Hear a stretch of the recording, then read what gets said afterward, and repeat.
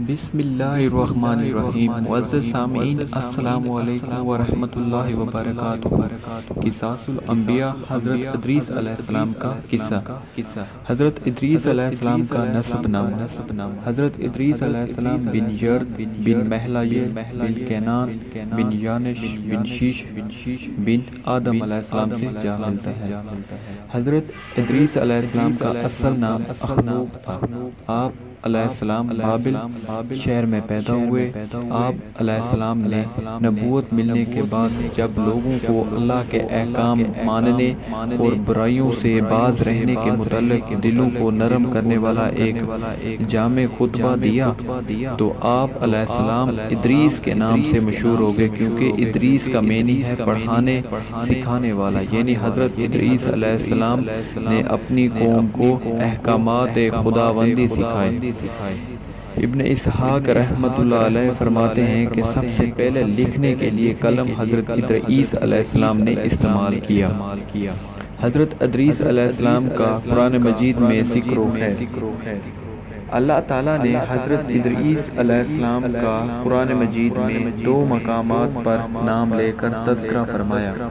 فرمان الہی ہے جس کا ترجمہ یہ ہے، اور اس کتاب میں ادریس علیہ السلام کا بھی ذکر کیجئے، بے شک وہ بھی بڑے ہی سچے نبی تھے اور ہم نے انہیں بلند مقام پر پہنچا دیا۔ دوسری آیات میں اللہ تعالیٰ کا فرمان ہے، اور اے نبی صلی اللہ علیہ وسلم اسماعیل، ادریس اور ذوالکفل علیہ السلام کا ذکر بھی کیجئے، یہ سب بڑے صبر کرنے والے لوگ تھے اور ان سب کو ہم نے اپنی رحمت میں داخل کیا، یہ سب ہی نیک لوگ تھے۔ حضرت ادریس علیہ السلام کی اپنی قوم کو دعوت و تبلیغ۔ حضرت ادریس علیہ السلام کو اللہ تعالیٰ نے حضرت آدم علیہ السلام اور حضرت شیش علیہ السلام کے بعد منصب نبوت پر فائز فرمایا۔ اللہ تعالیٰ نے آپ صلی اللہ علیہ وسلم کو بہت اونچا مقام عطا فرمایا اور اپنے مقرب ترین بندوں میں سے شامل فرمایا۔ آپ صلی اللہ علیہ وسلم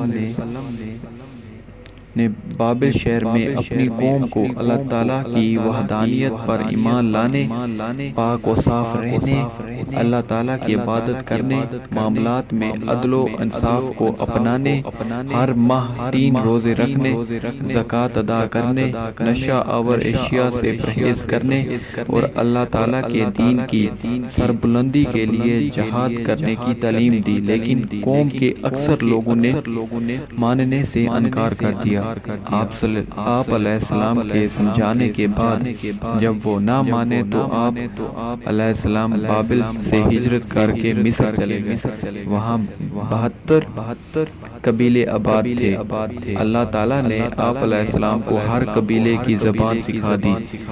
آپ علیہ السلام ہر قبیلے کو اسی کی زبان میں تبلیغ فرماتے تھے، جس کی وجہ سے بہت سے لوگ دائرہ اسلام میں داخل ہو گئے۔ حضرت ادریس علیہ السلام کو اللہ نے علم میں نجوم اور علم میں حکمت بھی سکھا دیے تھے، اس لیے آپ علیہ السلام کا لقب ہرمس الحمسا بھی ہے۔ ہرمس علم نجوم میں مہارت رکھنے والوں کو کہتے ہیں۔ حضرت ادریس علیہ السلام اپنے زمانے کے بہت بڑے عابد تھے۔ آپ علیہ السلام درزی کا کام کیا کرتے تھے اور سوئی کے ہر ٹانکے پر سبحان اللہ پڑھا کرتے تھے۔ حضرت ادریس علیہ السلام کی معراج کی رات آپ صلی اللہ علیہ وسلم سے ملاقات۔ رسول اکرم صلی اللہ علیہ وسلم معراج کا سفر کرتے ہوئے جب 4تھے آسمان پر پہنچے تو آپ صلی اللہ علیہ وسلم کی ملاقات حضرت ادریس علیہ السلام سے ہوئی۔ انہوں نے استقبال کرتے ہوئے فرمایا، مرحباً بالاخ الصالح والنبی الصالح۔ ترجمہ، نیک بھائی اور نیک بھائی نبی کو خوش آمدید۔